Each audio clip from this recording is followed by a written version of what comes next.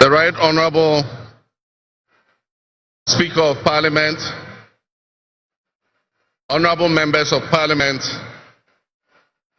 Her Excellency, the Vice President of the Republic of Ghana, Jane Nana Opoku-Agyeman, Her Ladyship, the Chief Justice, Your Excellency, Bola Ahmed Tinubu, President of the Federal Republic of Ghana, and special guest of honor for this occasion, Your Excellencies, Presidents, Heads of Government and Development Agencies, Your Excellency Nana Addo Dankwa Akufo-Addo, and former Presidents, Your Excellency Dr. Mahamudu Bawumia, distinguished invited guests, ladies and gentlemen, my brothers and sisters. I wish you a good morning, and we give thanks to the Almighty God on this occasion. Our Father who art in heaven, we thank you for giving us this day, a day that offers me, your humble servant, a unique opportunity to work to reset our dear country, Ghana.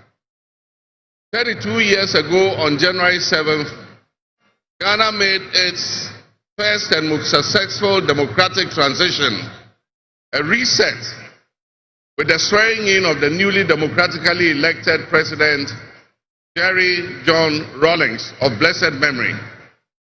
Our nation was returned to a multi-party democracy with a new constitution that went into effect, and the Fourth Republic was officially established. I refer to it as a reset because on that day in 1993, we made our fourth attempt at establishing a democratic system of government with term limits based on free, fair, and transparent elections. The handover of power on January 7, 2001, between former President Jerry John Rawlings and at the time the newly elected President John Ajekwu Kufuor, tested that reset, and our nation passed with flying colors. So today, with my induction as the new President of the Republic of Ghana, history is being made once again. And it is a history worth repeating every 4 years with each newly elected President. Today, we're also making a different kind of history. One that speaks to our maturity as a democracy, a nation of citizens enfranchised with the authority at the polls to determine their political future. Today's exercise between the outgoing President, His Excellency Nana Addo Dankwa Akufo-Addo, and I feels a bit like a deja vu. That is because 8 years ago to this day, on January 7, 2017, we shared this same space and performed this same transitional exercise. At the time, I was the outgoing president, having served one term, and he was the incoming president, having been given a mandate by the people of Ghana to lead this great nation of us. He and I both understood on that day, as I'm sure we are today, that it is the people of Ghana that we are elected to serve. Somehow, it seems fitting that it is with Nana Akufo-Addo that I twice shared this stage and this unique historical distinction. Because Nana Akufo-Addo and I began our national political careers in Parliament in the same year, 1996. He has always greeted me with warmth, a firm handshake, and a smile. And he is perhaps the only person in my life who has persistently chosen to call me Johnny. While we belong to opposing political parties, we shared a sense of mutual respect. In those early days, we probably could not have imagined that destiny would bring us to the leadership of our respective parties, and that we would have to face off 3 separate times as we each vied for the highest office of the land. Nana, as this will be our final meeting under these circumstances, and as I look back on the journey we have traveled together, two much younger men who entered Parliament together with a full head of black hair, and you with the same bald head and round eyeglasses, I have to say that you have, without exception, been a worthy opponent. I extend my warmest wishes to His Excellency, the former Vice President, Dr. Alhaji Mahmudu Bawumia. It was a grueling campaign, and we gave it our all. Your sportsmanship in making an early concession eased tensions and contributed to the early conclusion of the electoral contest. I wish you all the best in your endeavors. My brothers and sisters, the world in which Ghana exists today, as I begin this presidency, is not the same world in which we have lived under other presidencies. There are tensions and conflicts that have not previously existed between nations. These tensions and conflicts place pressure on alliances to decide where we will support. There's a seismic shift happening within the system of global economic dominance. Whereas the G7 nations, United States, the United Kingdom, Canada, France, Germany, Italy, and Japan once provided the highest percentage of the world's GDP, over the last decade, that number has been steadily dropping. However, the combined total of the GDP of the BRIC nations, Brazil, Russia, India, China, South Africa, Iran, Egypt, Ethiopia, UAE, their GDP has been consistently increasing. In 2023, for instance, the G7's combined total of world GDP was 30%. But by 2029, that number is predicted to drop to 27%. In 2023, the BRICS percentage of world GDP was 37.3%. And so what does this mean to us in Ghana? What could it mean to our economy? Where do we fit in this geopolitical maelstrom?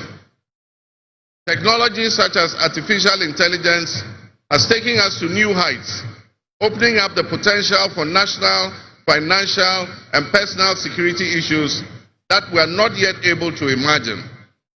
One example is the use of misinformation and algorithm manipulations on social media platforms to sway a particular group's sentiments towards or away from something. Now more than ever before, we need to strengthen our ties with our neighbors to ensure that we're working together to keep our sub-region safe. We stand in solidarity and work in alliance with all our neighbors in the sub-region. Recognizing the history of our borders, we also acknowledge that on the other side of our country's borders are our family members.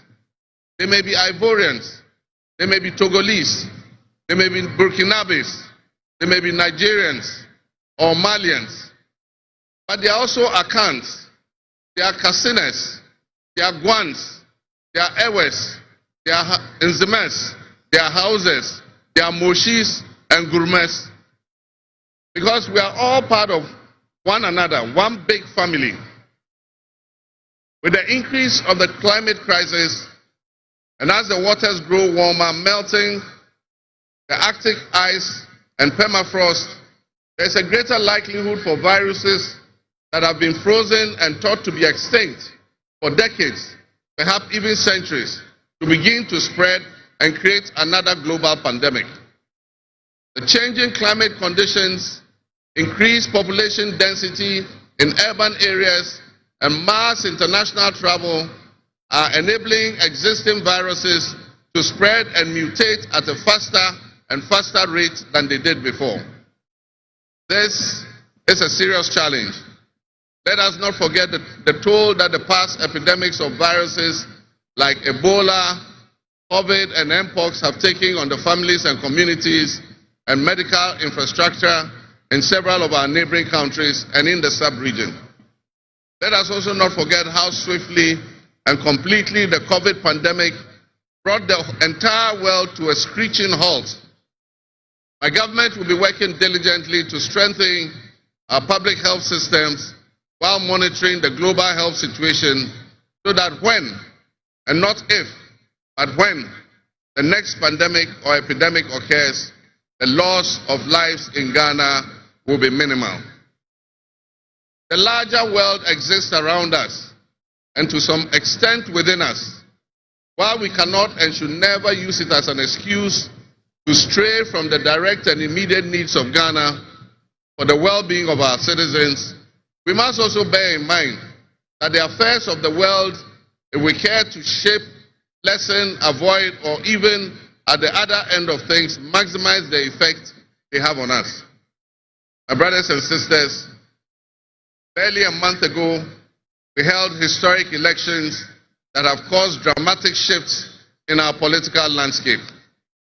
I feel greatly honored that you, my compatriots, considered me worthy of receiving such an unprecedented and overwhelming mandate to steer the affairs of our beloved nation at this critical time in our history.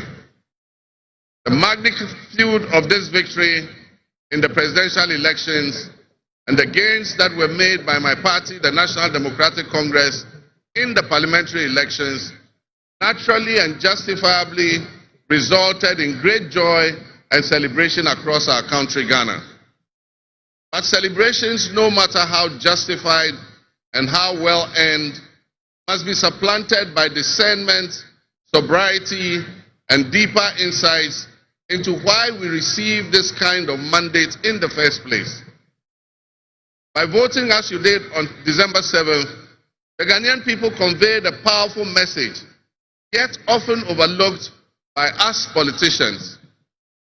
This message was powerfully emphasized by a giant of American political history, President Ronald Reagan, when he declared at his inauguration some 40 years ago that governments have no power except that granted by the people. Our Ghanaians take great pride in our thriving democracy. They are deeply dissatisfied with the quality of governance over the years and have openly voiced that dissatisfaction through the decisive actions that they undertake at the elections.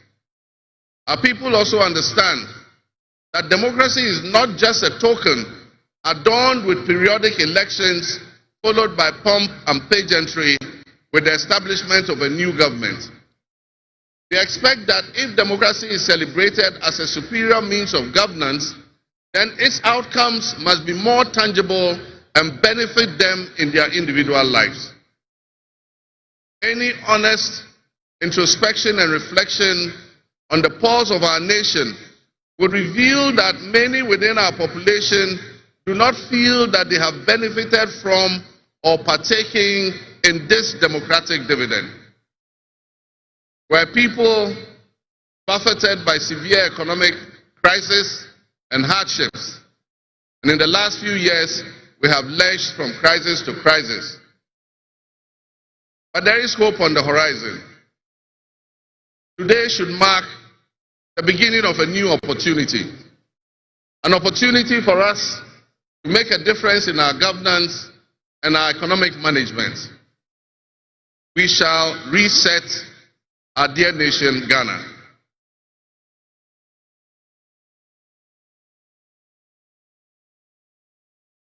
To the millions of my fellow countrymen and women who joined long queues and waited in the sun for their turn to vote for me, you have my sincerest thanks for honoring me. My firm, immutable assurance is that your vote will matter in the work that I'll do to make a difference in the destiny of this dear nation of ours. Your courage to bring change will not go in vain. Our nation was born with much promise. That promise would seem hazy and in doubt now because of all that has happened in the past. But I urge you, my fellow countrymen, not to be sucked into a state of perpetual pessimism. For some time, our country has urgently needed leadership with an unwavering desire to get things done. I, with all humility, assent that I intend to be that leader with your cooperation and your help. As your next leader, I shall strive to exercise sound judgment and be able to make the right calls at the right time.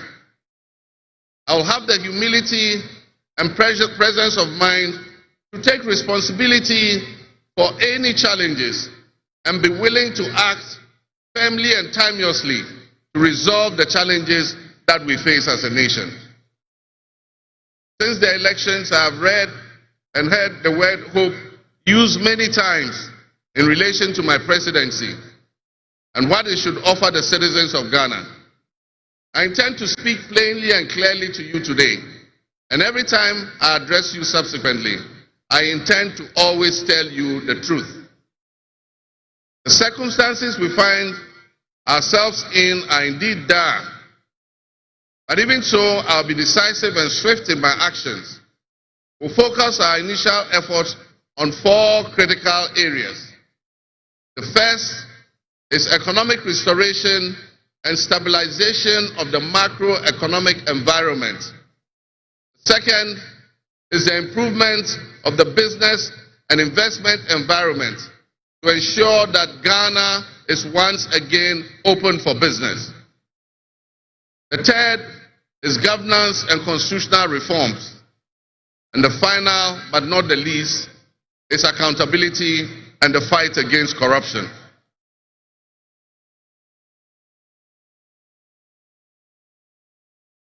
My brothers and sisters, actions have always spoken louder than words.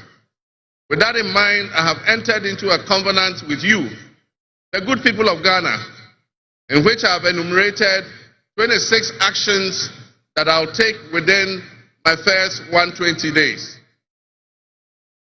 There is reason for hope, and there is every reason for hope.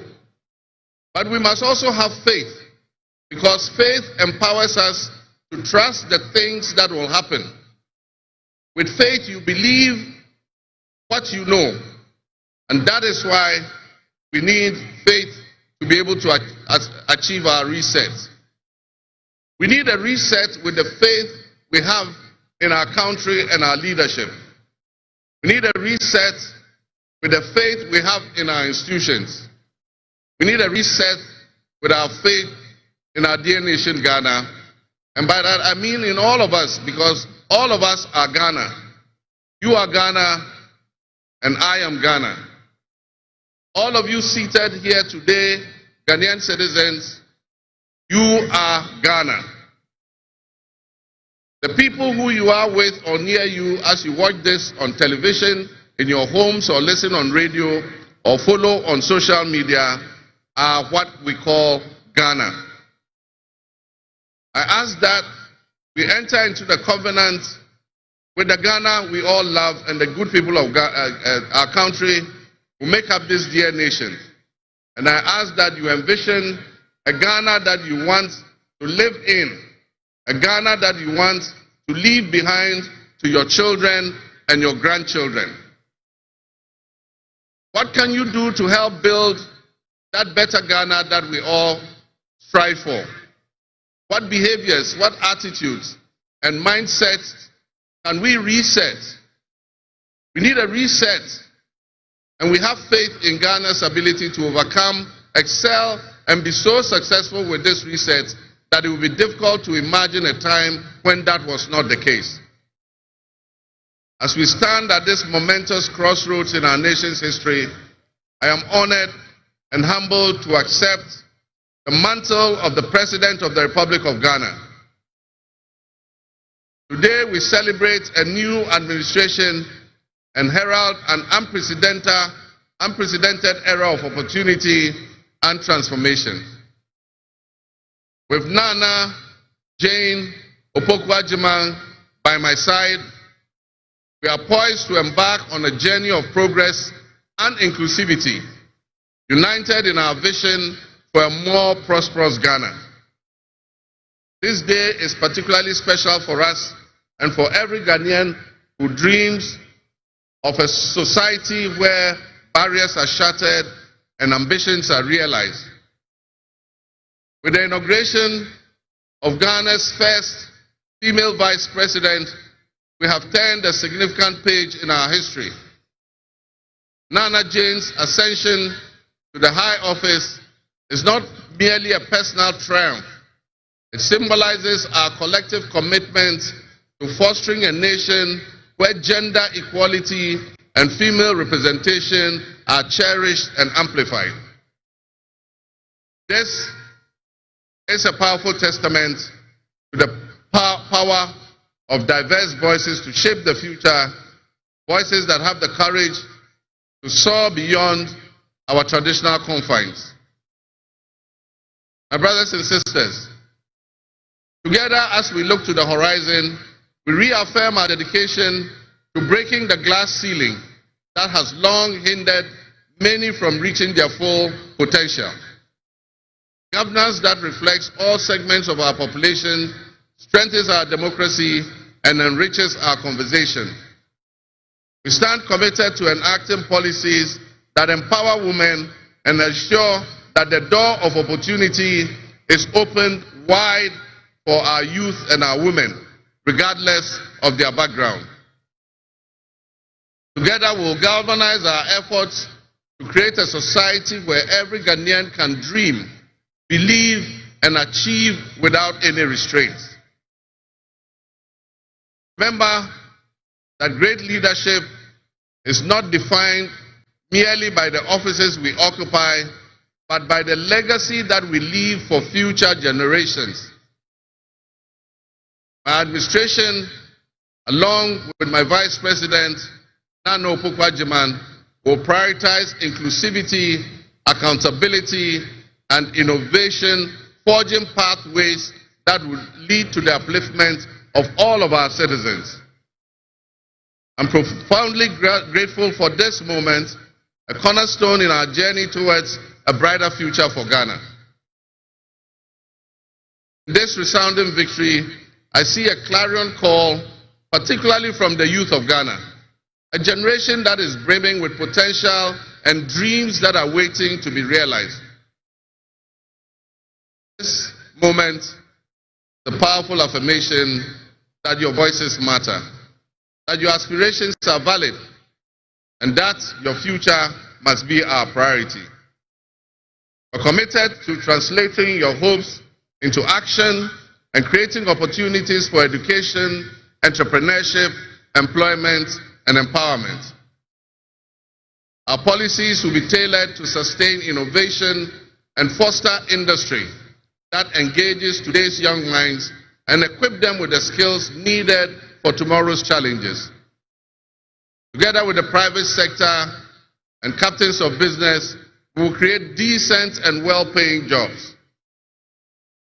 As we embark on this new chapter, I assure you that our decisions will champion diversity in all facets of governance, ensuring that every Ghanaian, regardless of your ethnicity, your gender, your age, your religion, or any background, will have the opportunity to contribute to our nation's story. Ghana's youth represent the heartbeat of our democracy. Their ambition will drive our policies as we strive to create an inclusive, equitable society where everyone has a seat at the table. The vision hinges on the introduction and implementation of a 24-hour economy.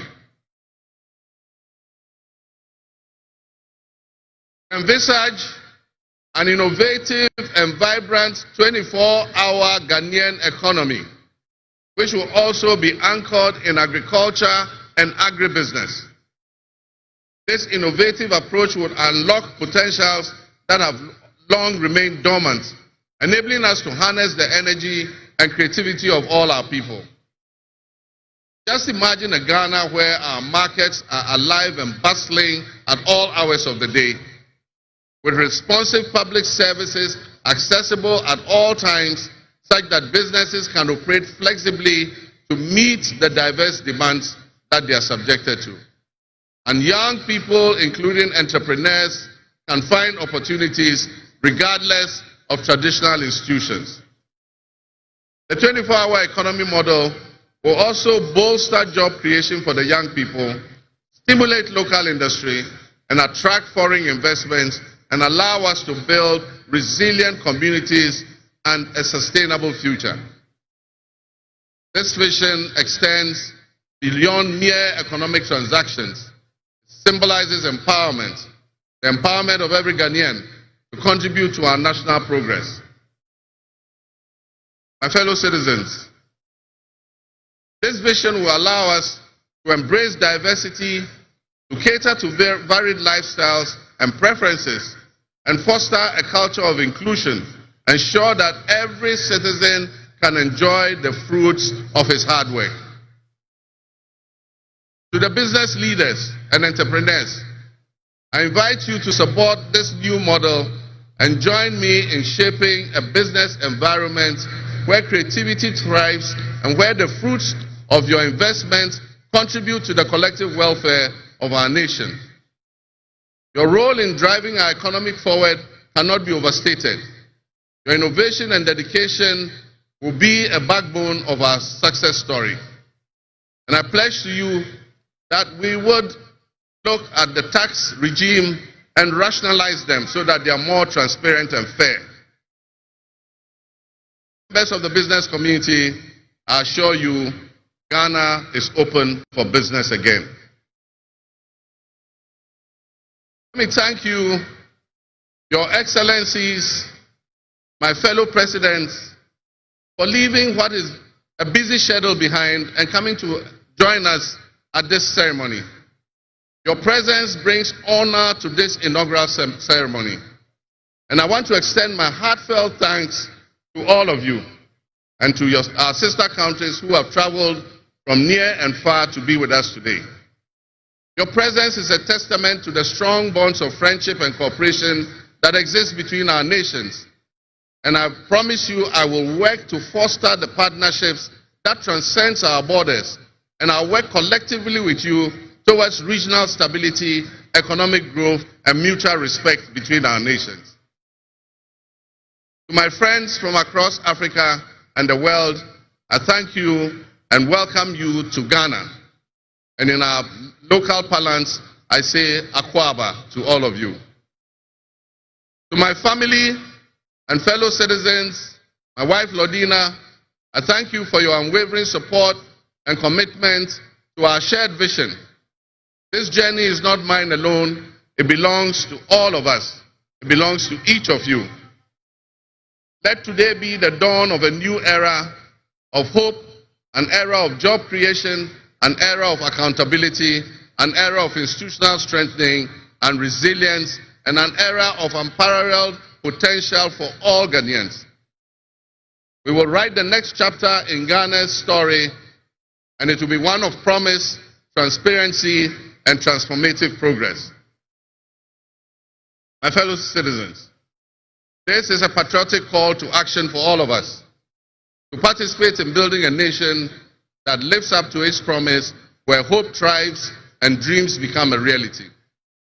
Together, let us cultivate a brighter future for our beloved Ghana, where unity, progress, and equality are not just ideals we aspire to, but are the very fabric of our nation. In closing, I invite you to partner with us on this journey. Together, we can create a brighter future for our beloved Ghana, where unity, progress, and equality are not simply goals we are aiming for, but are the cornerstone of our society. Let's work hand in hand to foster these values and strengthen our nation for everyone. Fellow citizens, our invited guests, I thank you very much. May God bless our homeland Ghana and make our nation great and strong. I thank you.